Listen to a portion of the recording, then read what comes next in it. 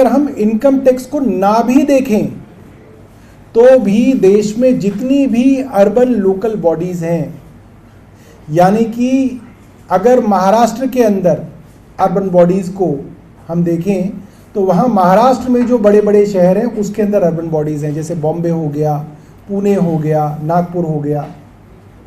मध्य प्रदेश के अंदर इंदौर हो गया, भोपाल हो गया, ग्वालियर हो गया। अलग अलग राज्यों के अंदर अर्बन बॉडीज़ हैं और उन अर्बन बॉडीज़ के अंदर कितने लोग रहते हैं, कितनी पॉपुलेशन है, उसके हिसाब से central government urban local bodies को ग्रांट देती है।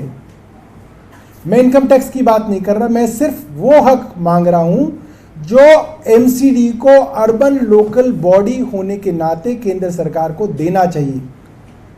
आपको याद होगा पिछले साल जब ऑर्डिनेंस केंद्र सरकार लाई और सुप्रीम कोर्ट की जजमेंट को पलटते हुए केंद्र सरकार कानून लाई तो इतनी बड़ी बड़ी बातें दिल्ली के बारे में लिखी कि साहब दिल्ली देश की राजधानी है, दिल्ली सिर्फ दिल्ली वालों की नहीं है, दिल्ली पूरे देश की है, दिल्ली पे केंद्र सरकार का भी पूरा हक है, दिल्ली के अंदर अगर कुछ होता है तो उससे पूरी अंतर्राष्ट्रीय कम्युनिटी के ऊपर इफेक्ट होता है, दिल्ली की छोटी न्यूज़ भी जो है इंटरनेशनल न्यूज़ बनती है।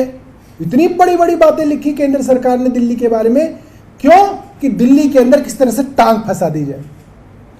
भाई जब आपने दिल्ली को इतनी बड़ी उसकी वैल्यू बनाई कि केंद्र सरकार किसी तरीके से अपने एलजी को पावर वहां दे दे, तो कुछ पैसा भी तो दो। सिर्फ बातों से काम तो नहीं चलता, बल्कि आपको तो दिल्ली को और स्पेशल ट्रीटमेंट देना चाहिए। मैं प्रधानमंत्री जी से निवेदन करूंगा कि बड़ी बड़ी बातें करने से कुछ नहीं होगा।